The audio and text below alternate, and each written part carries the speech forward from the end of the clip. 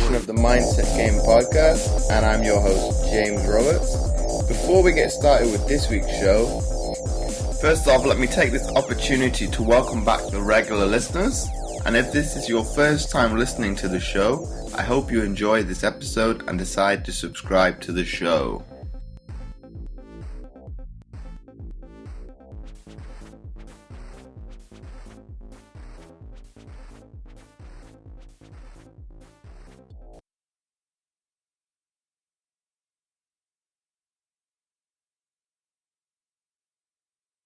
And on today's show, I've got Corie Mapp. Corrie was injured in Afghanistan in 2010 by an IED, subsequently became a double amputee.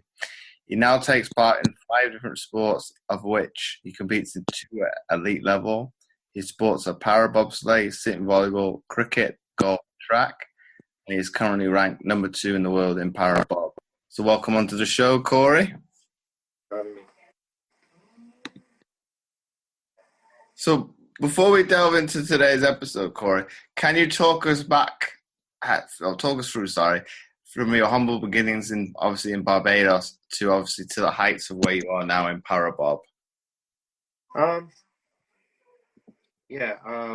was born in Bridgetown in Barbados, and grew up in the eastern part of the country, part called St. John.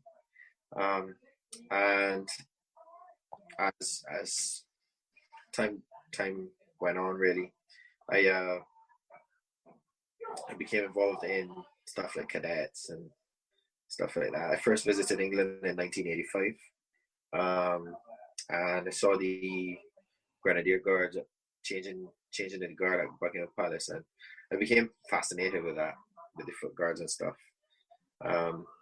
And then when I was in secondary school, I kind of got into a fight the first day of school, and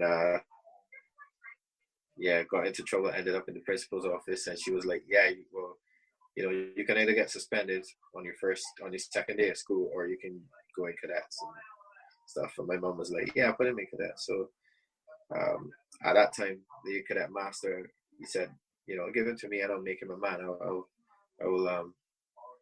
I will get him to where he needs to be. And from there, I never looked back, really. I went through all the way through cadets to the rank of staff sergeant. I left school and traded. I was traded as a graphic artist, and trained also in offset lithography, which is basically printing. So you can design it on the computer, do it photo-wise, put it on a plate, and then put it on a printing press and print it. So I can do the whole process on my own. But I kind of felt unfulfilled by that. And then I did, my dad was like, we also had a rich tradition of policing in our family. So my dad was really, really keen to push me in that direction. And I eventually went on to do that. Just before that, I became a reservist in the Barbados Defense Force as well. So that was a continuation of my military life. Then I pretty much went on to be a police officer. Went into special weapons and tactics. So I went to the SWAT team. I did that for about 3 years. During that time, I became a drug detection officer as well. So I was in the airport searching with a dog for narcotics and stuff, which was pretty cool. I enjoyed that the most, if I do say so myself. But as I said, a part of me felt unfulfilled by doing all those things, and I thought, I want to be a British soldier. I always want to go after this foot guard thing.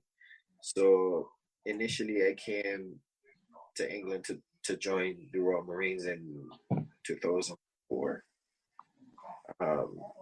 Went into the selection, and my dad died 2 weeks later. So I missed my entry date and everything, and it just didn't happen.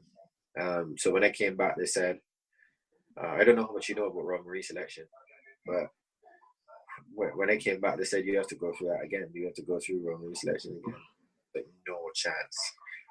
So they said, well, you could always go and join the army. So I said, all right, I'll see what they have to offer. So I came back home, and then I went to the British High Commission, and they introduced me to this guy from the Household Cavalry.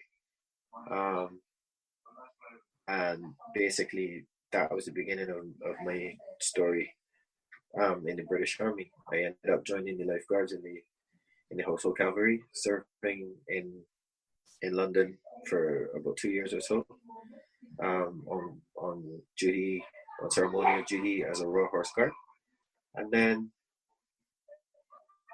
I went to Windsor, where I continued my career in formation reconnaissance. So that's basically where you go out in a mini tank, what they call a CVRT or a scimitar, and you basically conduct combat recce patrols, that kind of stuff. I deployed to Afghanistan in 2009 with C Squadron in the Household Cavalry, and we had a very, that tour was kinetic in a lot of ways. There was a lot of it was very, it was the year where the Afghan police were shooting up the Grenadier Guards and stuff like that. It was messy, and there were lots of IEDs and IED belts and different things throughout Masikala, where I was based. Fast forwarding to the day I got injured, it was just a day like any other day.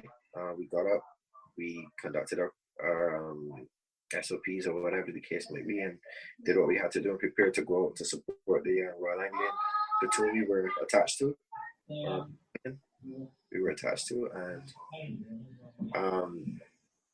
then went out on patrol. One of the guys who were attached to the Afghan police, he got injured, and we had to try and get him out before the Taliban advanced towards him. And I was then tasked, or my vehicle was then tasked to go on high ground and take fire while the helicopter came in and stuff. And we didn't get to the top of the hill, basically. I hit an IED and lost both. Well, not both. I lost my left leg straight away, and then my right leg was badly broken. My jaw, my face was mangled and stuff. I had to get reconstructive surgery for that. Punctured lung. My hand was mangled as well, so I had to redo that. It was a fair little injuries, but I was back in the UK within 24 hours. My family was flown out from the Caribbean to stay with me here. And, then pretty much I woke up a couple of weeks later. I don't actually know what happened. Everything that I told you just now is what was relayed to me by a book or via people telling me. So, but yeah, that's the main aspect of how I got injured. And then you move on to the rehab phase. So I don't know how much you know about rehab phase. Well, me particularly, obviously, I know of Heavily Caught, but if you can explain, well, it's probably when we say rehab for an amputee and what you guys have to go through at military rehab, can you kind of explain to the listeners what the difference is between the two? Because I think I've been described to it, and I'm thinking, oh, that's like extreme PT from a certain extent. And you guys, it's not you will do that. I want you to do this today. You must do it today. Yeah. It's pretty rigid. Basically, so my rehab started from in the hospital, I should say. You know, basically they're like, they try and keep you in that military mindset. So you get up on mornings, you have a shave, you have a shower, even though you're injured and battered in the hospital. You know, I had facial injuries, bad facial injuries, and they were like saying you have to shave. You know, and you're like, it's not really gonna happen, is it? You know, kind of thing. But you know, you learn to deal with it. You learn to cope basically with what has happened, and the way that they try and, I thought the way that they try to help us with that is to keep us focused on other things. There was a time to deal with the mental aspect of it, but at that time they want you to kind of be focused on getting yourself back together physically. And once the physical side is done, then they gently begin to broach the emotional side of it. So I spent a couple of days kind of licking my wounds and feeling sorry for myself, and then, you know, you get your welfare officer / family / you know, everyone coming in and going, right, yeah, you know, you need to get up and get going again. You can't allow this to sort of to keep you back, or, you know, this is your new normal. You have to embrace it. You have to, you know, that kind of spiel. And no, they don't allow you to kind of sit down and rest on your laurels or feel sorry for yourself and go, woe is me, life has ended. And it benefited me in that way. Like probably 2-3 days after I got out of ICU, I was doing physio. So I started physio, and I started doing push-ups again. I started doing, you know, all kinds of little things, you know, little balance work and, you know, lifting stuff, gently lifting stuff. And, you know, it was kind of, it was good because it gave you something to focus on. And then they came to me in the hospital as well and went, okay, well, we have your legs ready. You know, we just need to get you some sockets now. And they, probably like the day after I got to Headley Court, I got my first pair of legs. So that was all within a 5-week period, or 3 to 5 week period. So there was no time to sort of go, you know, like, can't do this kind of thing. At Headley Court, my routine on morning was get up, get washed, shave, you get to breakfast, have your breakfast. Then first thing every morning is PT. PT consisted of body pump, you know, aerobics, like obviously adapted aerobics or whatever you have. Any adaptive exercise you can think of, everybody is doing it at 8 o'clock in the morning. So between 8 and 8:30, and then you do that for an hour, and then you got sessions of walking, physio. You got the CPM, which is like the psychiatrist. They try and see how you are coping. So it's rounded. You have to you get the chance to. You don't only fix yourself. They're not only focused on you fixing yourself physically, but mentally as well. I never really coped with people asking me questions like that. I was not very good. I failed a couple of PTSD tests, but I genuinely don't think I have PTSD.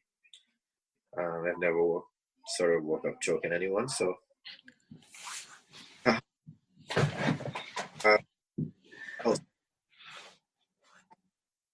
you learn how to drive again. So one of my goals, they set goals for you. So my goal was to teach my daughters how to ride again, to drive a stick shift again, you know, my Mustang. And, you know, like, one of the first questions we were asked is, you know, like, so what do you want to get involved in? Where do you see your life going? And I said to them, well, I want to play sports. I am interested in sports. And Martin Kolkoff, who's the director of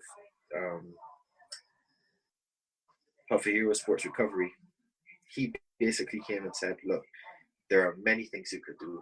There are many ways to get involved in sport. We have a number of different sports you can try and adventurous training activities. So I said, okay, well, tell me what you got. He said, well, what have you played? I said, I play cricket, I play volleyball. I went, oh, okay, cool. Volleyball. Let's try volleyball then. And one Sunday morning, Derek Deralangi, I don't know if you remember Derek. Yeah, I remember Derek. And he rocked up at my house and goes, yeah, Corey, let's go to volleyball. And I was like, okay, well. So he put me in his car and he drove me all the way out to Kettering, where I played my first city volleyball game. And then we had the Limb Power Games, where I tried volleyball, I tried running, I tried javelin, I tried throwing stuff. You get to go around and try different sports. And Ashley Trodden,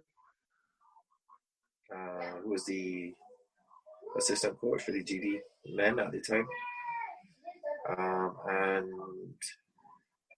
Matt Rogers, he was the liaison or whatever for volleyball in England for the GB volleyball, and he scouted myself and your buddy Netrarana, and we came to a trial at Bath and then got asked to come to continue training with the men.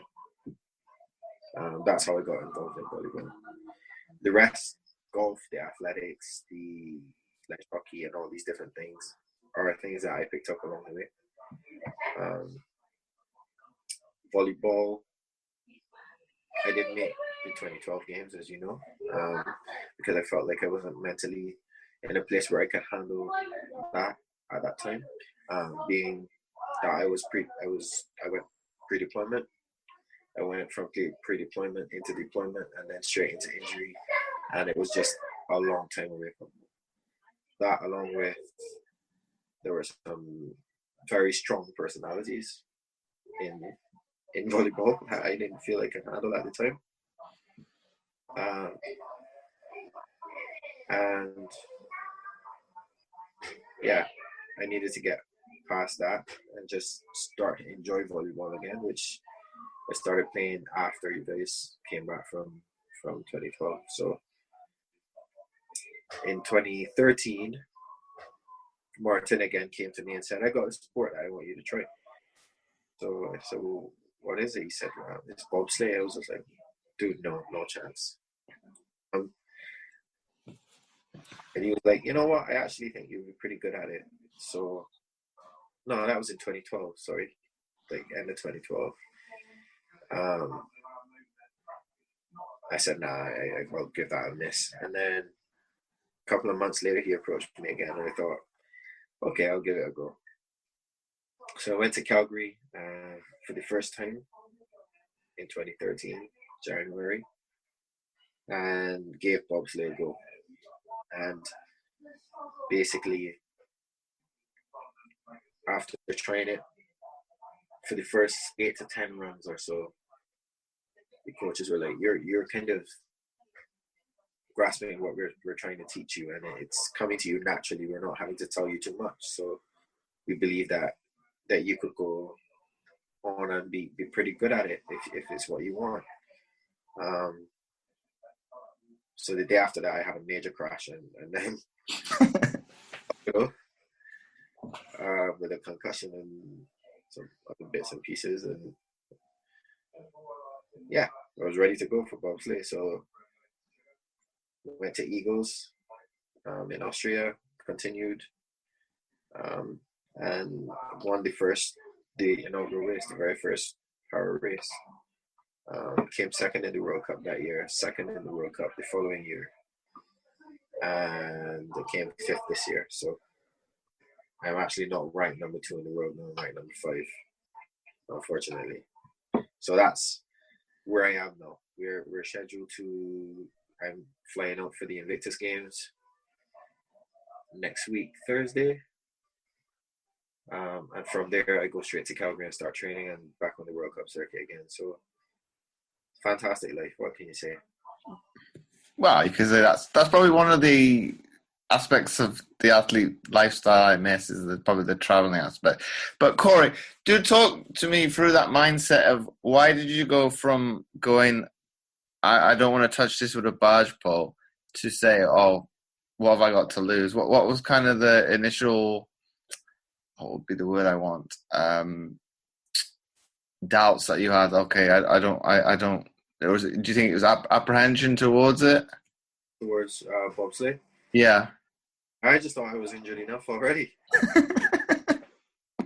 You know, it's one of those things where, you know, you just sit down and you have a look at bobsleigh. You just, you know, you can't help yourself but go on YouTube and look at what it's like, and it excites you. And then there's a link that says bobsleigh crashes, and you just happen to click on it, and you go, oh, okay, this is interesting. Nah, I don't want to do that. So I had a look at it, and then I thought it's not that bad. So I just thought, I'm going to give it a go and see how it goes. You know, it can't be worse than getting shot at or being blown up. So I just thought, I'm going to give it a go and see where it goes from there. And obviously, with it being a Paralympic sport, what are some of the differences per se in kind of the adaptations to the actual sled compared to the able-bodied side?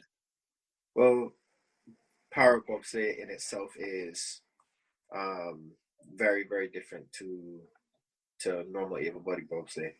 For me, I can push my sled on prosthesis, but in a race format, basically we compete in a monobob. A monobob, you have two types of adapted monobobs at the moment. You have a Latvian sled and a Swiss sled, and these have the brakes in the front by the D-rings. The D-rings are the mechanisms which you control the sled by. And it's just you and the sled. You do all the driving, all the braking, and everything else on your own. And you are launched by a mechanism that has been developed over the years. We call it the cripple launcher, obviously.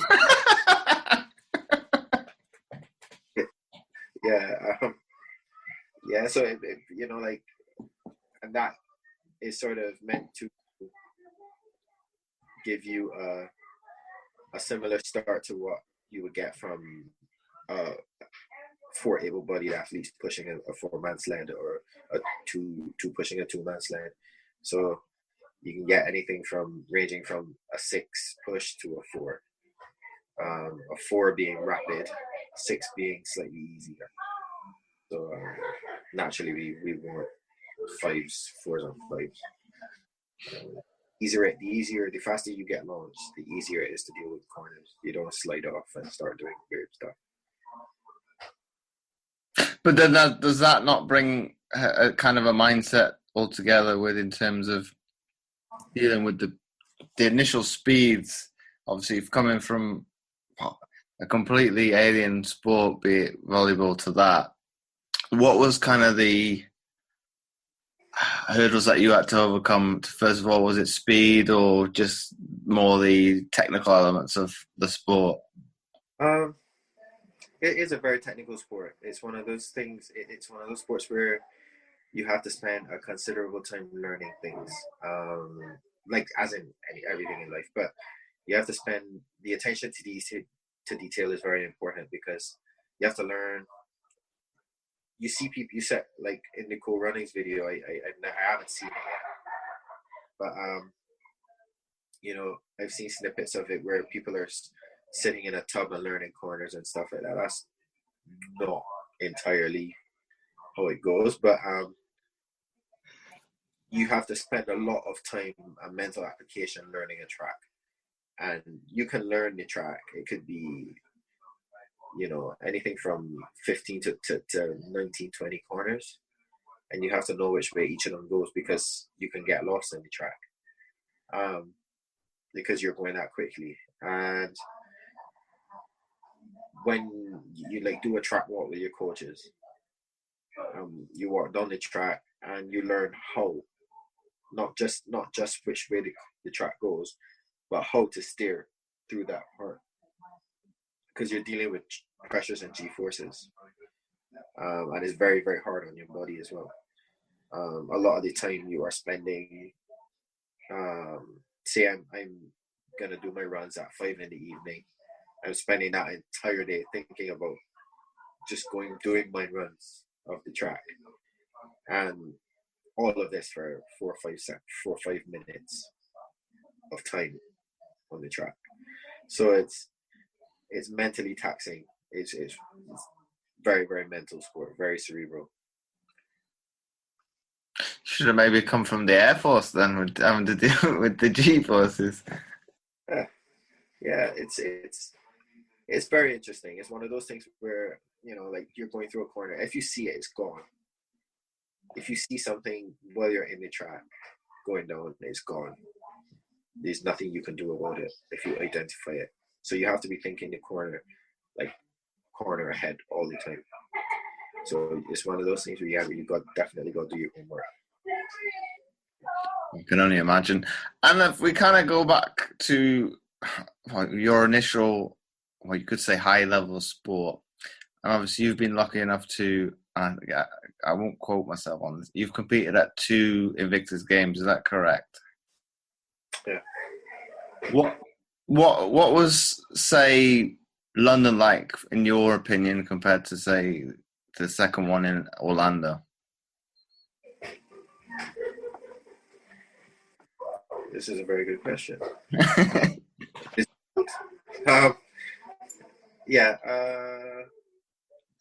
London was,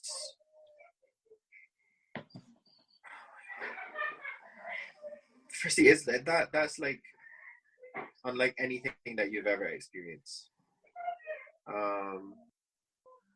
It's like unlike anything you've experienced. It's like you have, I don't know how to explain it, to be honest, James. It's one of those. Would you say it's very much? It's a question I don't like being asked as well. Do you think it's because you're in that bubble in that one moment, you can't put it into words sometimes? Yeah, it's unique because obviously having gone to London with the Paralympic Inspiration program, I still got to like go behind the scenes with you guys and do things and see how you warmed up and see how you prepared and everything, and was still in the Olympic Village and all that, and it was good. But the Invictus Games is totally different. It's in a lot of ways better than the Olympics, better than the Paralympics for me, because, well, it means more to us anyway in that regard, because I feel like you've got Estonians, Germans, Jordanians, Afghans, like so many different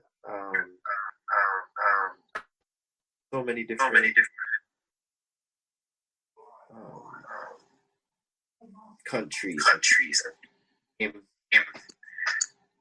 They're like on the same journey as you, but they've all been injured. You're all on the same journey. You're all either injured in combat. You have people been injured in RTA. Some people have really bad PTSD. Some people have have PTSD from basic training, believe it or not. Some people have, they're like, there's a minefield of injuries, and we're all on the same journey, and it's like we're all on these train tracks and we're all heading in the direction, and we all converge on it. Everybody has their own story to share, and for us as wounded servicemen, we can share our stories and pull people out of a dark place. You've got people that will go there and they haven't left their house in 2 years. They're that petrified of dealing with public on a daily basis, and you know their PT is that severe, and a lot of people look and go, "He's lost his," you know, kind of thing. And the reality of it is that those are the injuries that you. Um, but you know the hidden wounds are just as important, though they're the ones that you can't see how a man is suffering. You can't see how a person lives. You know, those is his door, and what he suffers with, what he goes through as a person. So you've got all of these different entities, all these different stories coming from this one place, and everybody is loving being there, sharing on independent stories, sharing their journeys and learning from each other. And you know, the end result is that you have a bunch of people who will come away from a situation having shared something and had somebody else's life. I think that in itself is about. You go there, and as military people, you are naturally robust and you want to, but it isn't necessarily all about winning. It's about, you know, we're going there as different countries, but we're all one team. Would you say it exemplifies this quote that I've read in the newspaper article? You are a hero based on your as being fiercely competitive, but you're a man who judges success not in medals, but rather in being an example to others. Yeah. The reality of it is that there are so many people out there that are caught up in the fact that they're just that they can't function, stop functioning in life. They stop believing in themselves. They stop believing that they have any worth or have any purpose in life, or that they can achieve greatness. And you know, and told, and they need to see. I would like to see that people will look at me and say, you know what, that guy is going through some stuff, and he's come through it, and he's still living. He still believes that there's stuff out there for him to do, stuff out there for him to achieve. You know, like, and it goes back to Henry Court. You believe, okay, I want to teach my daughters how to ride a bike. I want to get out there and I want to walk up a hill, the top of a hill, and see the view with everyone else in the family. Or I want to ride a bike again. You know, they're just little things. These are just little things, but you know, these little things help you to grow. And the more you achieve, the more you feel that you can go on and do. And for me personally, to be competing at a level in any sport, for me is a massive achievement, because I thought, you know, to myself, well, you know, my life, what am I worth to anyone? You know, I've lost a job, I've lost what I've come here to do. Where is my life going? All of a sudden, I'm playing volleyball, I'm doing track and field, I'm playing golf, where I never played it. You know, I love it. It's mostly a way to get pissed, but you know, it's one of those things where you can get out there and still enjoy life. You can still get out there and enjoy the things that made you happy before. If you're an outdoors person, get out in the outdoors and enjoy. Like the other fantastic from a military point is, like, there are kids out there that are, you know, and these kids are born with disabilities or whatever it's be, and they're looking for examples, they're looking for role models, and you can get out there and you can go and have an impact on a child's life. And the other aspect of it is, a lot of the time, the average taxpayer will see in the newspaper, oh, they're contributing X, Y, Z to wounded servicemen. And often, being honest, if people are honest with themselves, they'll go, you know what, I'm paying for this thing and I don't know where it's going. And the reality of it, you can look at people like myself and the other 19 going to the Invictus Games and go, that is where my money has. You know, you can see You have people there when they first came in, they were in wheelchairs, in beds, unable to feed themselves, unable to eat solid food. Um, people who were in induced comas for a lengthy period of time, and all of these different. And you see these people now running, jumping, riding, rowing, all these different fantastic. That is where their money has gone, and people can see. Oh my God! You know what? I helped with that. I contributed. That is where their money has gone. And then they look and say, well, you know what? These guys are still contributing to the economy, to everyday life. You know, you got people like, look at Dave Henson. I don't know if you remember. I remember Dave. Yeah. Dave was an officer in the engineers, and he's gone on now to get a bronze medal in the Paralympics, a bronze medal, 2 bronze medals in the World Championships. And Dave was just messing around with it a couple of years ago. So, it's down to you believing in yourself, wanting to contribute more, and not just to your own life, but to your family's life, the wider public's lives. So, yeah, I believe that I have a lot of life to offer anyone that crosses me, and I want to inspire and motivate people, as long as I have breath in my body. And Corrie, you mentioned a little bit there about self-worth. Do you think, and if we use you as an example, do you think you were single-minded in, obviously from a military perspective, this is what I'm going to do for, I don't know, say 30, 40-year career, and that's what I'm going to base my, you could say, identity on, and then once that was taken away, do you think you didn't know where you fitted in within society, so to speak? I wouldn't say I didn't know where it fitted, because you're always a part of a kind of a brotherhood in the army, in the military, so to speak. And people don't necessarily forget it.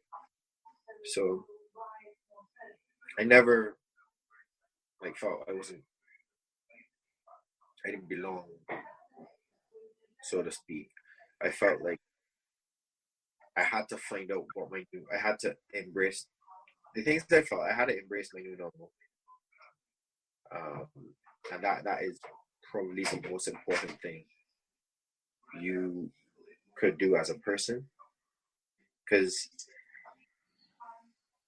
I personally think that the most difficult part of this journey is accepting that you are not who you were before. Accept that it's not that you're disabled, but you're differently able. Does that make sense? To me, it does. Yeah, very much so. Differently able, you're not. What's happened doesn't mean anything at all. Period. You can do everything you did before, but differently, more measured, whether it's slightly adapted, but it can still be done. I have a very close friend who just remains in a wheelchair. Anything you put your mind to in this life can be done, and that is as simple as it is. If you as a person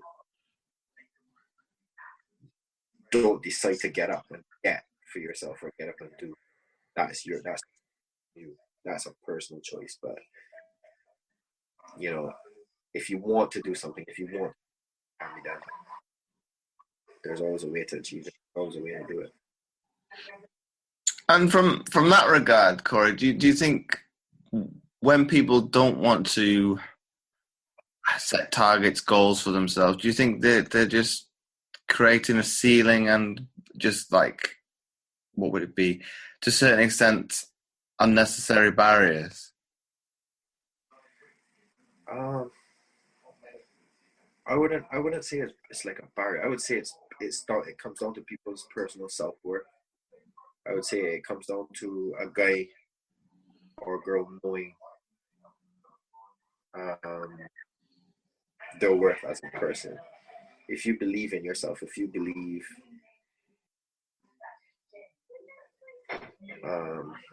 I'm an ambitious. I'm a very ambitious. Me, sitting on my butt all day doing nothing is never going to be my way of going about this. And I think, in spite of whatever injury you have, to maintain it, if you are not an ambitious person, if you don't have any life goals and feel like you want to achieve life, then you are inevitably existing, but not living. And I believe a large part of my life is spent living and not existing. There's a massive difference between living and existing. You know, a lot of people just idle through the day. You know, they go to work, they hate their jobs. You know, they're not achieving by doing the job that they do. You know, they're just living paycheck to paycheck, whatever. You know, they don't feel anything awesome's happening in their lives. For me, I get up, and if I want, I mean, I'm in a particular privileged situation in that regard. But if I get out tomorrow, I want to play golf, I'll go and play golf. You know, if I get out tomorrow, like I want to go and walk, and I'm going to go walk with Penifan. You know what I mean? So it's one of those things where you have to set yourself goals. You know, like my goal is to reach the Paralympics in bobsleigh and get a gold medal for GB. How am I going to do that? By getting in the gym every day, working as hard as I can, sometimes twice a day, by maintaining a positive mindset, by knowing myself, knowing my self-worth, knowing what I can and can't, by right diet, by treating myself, by being good to myself as a person, by being around positive people, because that is a large part of it. To achieve anything, I think your circle is very important. The people around you have a massive effect on what you feel you can achieve. And I would have privilege in that regard to have people, like even like yourself, because I can look at media always doing something positive, and I love to see that. I love to see people chasing their dreams and doing things that they feel, you know, passionate about. So, you know, when I see stuff like that, I have a reason to go on, a reason to push on, to push forward to that next level.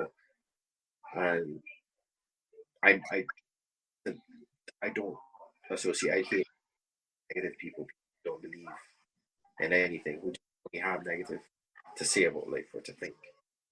So, yeah.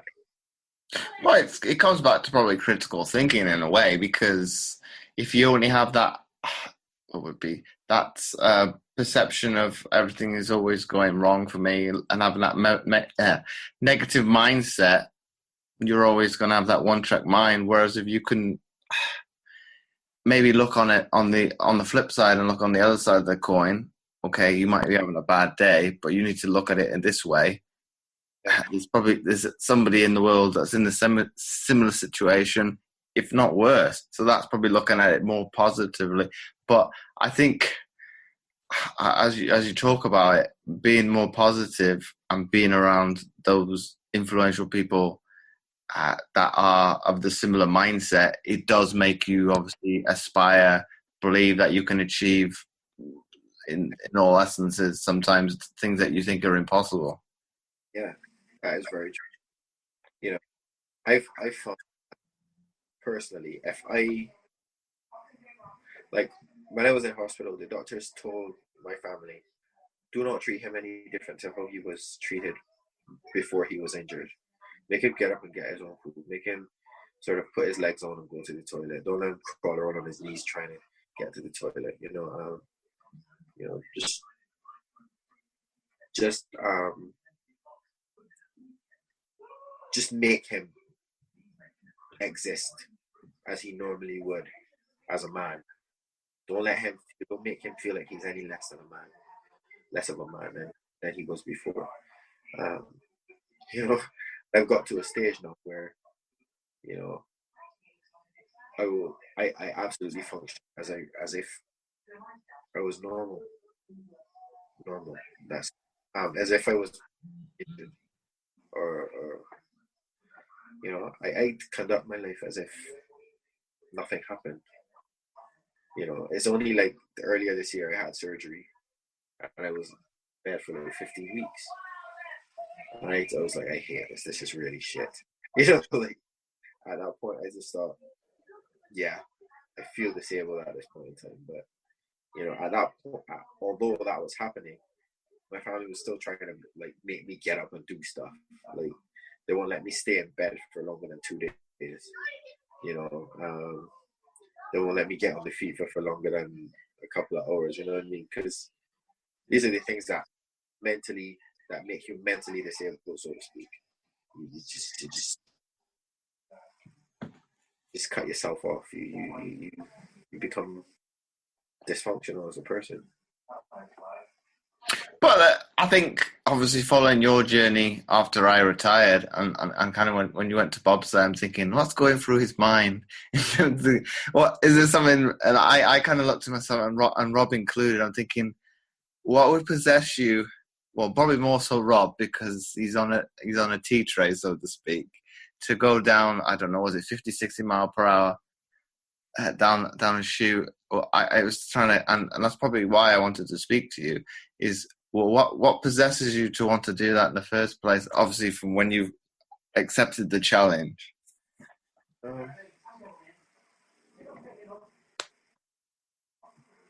Challenge is the key word. There is a challenge, and from the moment that the coaches went, you know what, I thought, okay, let's see where this goes. And then, I've had some setbacks. I've had a crash where I dislocated my shoulder, elbow, and some bad stuff. But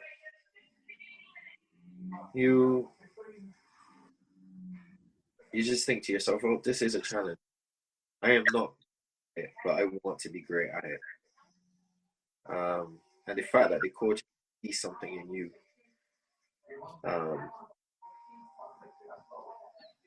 that lights a fire inside you. And then you see, like, I'm racing guys with paraplegia, like with injuries and different things, and these guys are living. You know what I mean? These guys are jumping. These guys are like hiking like by hand to far reaches of the earth. Like, these are not average guys. These are guys that are going after life and living in all the passion that they have. And I can't be around those people and just be idle or be like average, if that makes sense. So they encourage me, I encourage them. Like, although we're competitors, we're like a big family. There's no cattiness, there's no sort of petty behavior, whatever the case may be. All very competitive men and women, because they race against women as well. But these guys are very passionate about what they do. They want to win. We all want to win. On race day, we're not going to talk with each other. We're not going to whatever. But when the race is done, we go back, and that's it. It's fantastic. I love it. So would you say you've become an adrenaline junkie a little bit then? Yes, I would say that. Yeah. I've done my fair share of bungee jumping in Africa and planes, random places, bridges. Yeah. I've become I don't fear death anymore. I suppose when you've come so close to dying, you appreciate life, a hell of a lot more. And you have a verve and a desire to live and live passionately. You don't want to live. I don't want to be average anymore. I want to be. So for me, I think I want to be the best at it. I want to give it 100%. I want my coaches to see a person coachable and a person that will inspire them to come back and work with me again. I want my teammates, to understand, yes, this is hard, but I'm not giving up. I want them to understand that I'm out there coaching because I'm coaching, training because I want to be better every single day of my life. I want my daughters to look at me and say, you know what, he's had a hell of a bump, but he hasn't given up. I'm never in my life. I want my nephews, all of these are people who look at me and think, I want to be like him, but he's a good example of what can be achieved in life, or what can be mentally if you put your mind to something. So, I could have stayed in Barbados, could have been a police for 33 years, retired, had a semi-decent pension, and I would have lived. I would have existed in my life, but I wouldn't live. And that's the fantastic thing about what I think I've achieved in my life. Chase the goals with every bit of passion I have in me as a man, and I feel like I've achieved probably 85% of what I want to achieve. So the rest of my life now is built on passion, on my sport and passion, enjoying my life and seeing my daughters to where they're supposed to be. That is what is important to me. And in terms of like the sporting side of it, Corey, kind of where do you see yourself? Well, obviously, and both I know your career can't last forever, but where do you maybe see yourself? We'll say push out a stretch, say the next 5 to 10 years, if you see your career going that far. Where do I see myself? I see myself by 2022, June, having won a gold medal for GB, and in college, learning how to become a good coach. Probably at the present moment, I'm trying to coach. I'm sorry for the noise. The girls are upstairs playing and what wolf or something. So yeah, but yeah, I want the next phase of my life goes into my legacy as a sport. So that's a word that was thrown around a lot in 2012. I don't think. Yeah, let's not go there. But the point is, I'd probably agree with that sentiment. I know where you're probably going to go with that. But I want to get back to grassroots sports, and I want to bring through the next generation of athletes. If I want the next generation of volleyball, I want to encourage the next generation of volleyball. I want to encourage the next generation of bobsleigh, because I am pretty old now. So yeah, I want to have an impact on sport in the UK going forward, and probably in the Caribbean as well. I'm in the process of setting up a foundation in Barbados called Barbados Association for Disability Sport, and this is basically for getting the level of support that we get here is nowhere near what guys in the Caribbean can expect to achieve or to get. So for me, what I would like to do is to start a non-profit where I can support people who want to achieve going to the World Championships or World Cup or whatever the case may be. I want to provide services as far as coaching. I want to provide services as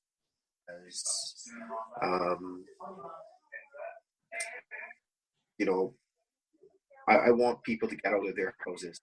I want to drag people with disabilities by their ears out of, get them involved and get them feeling appreciated. A large part of getting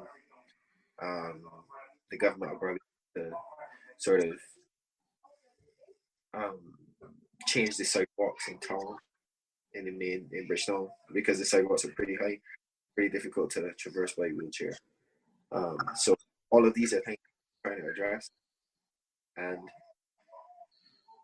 you know, I've been contacted by people in different parts of the Caribbean or become involved with, you know, so by extension, I want to have an impact in Eastern Caribbean. So, yeah. So I feel like I have like so much to do in life, so I don't have time for it, or sorry for my feel like I don't have to do, or whatever the case may be. So.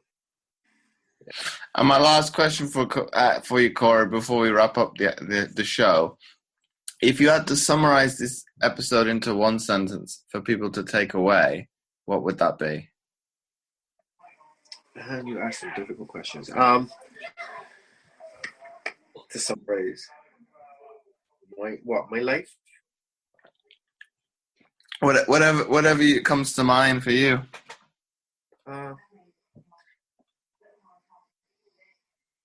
Don't exist, live.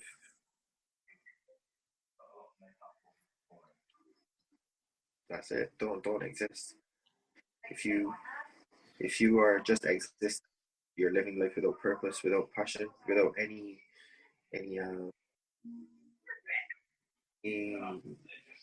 real meaning. So get out there and experience all that life has to offer, all the fantastic things, because nobody has tomorrow pending, nobody has tomorrow guaranteed, and the least you could do while you're on this earth is to live. Just live with passion, love with passion. You know, like, just get out there and I can't be any more explicit than that. Just get out there and absolutely live with every bit of passion you have in you as a person, and just try to impact somebody's life in a positive way. I love that comment, Corey. So once again, thanks for coming on the Mindset Game podcast. Thanks very much for having me. It's my pleasure. And before I forget, I would really appreciate it if you would be so kind as to leave a short written review, as it helps to get the podcast more notoriety, and it would be more visible in future to others, and thus helping more people, which my guests and I are all about. Once again, thanks for listening, and I'll catch you next time for another episode of the Mindset Game podcast.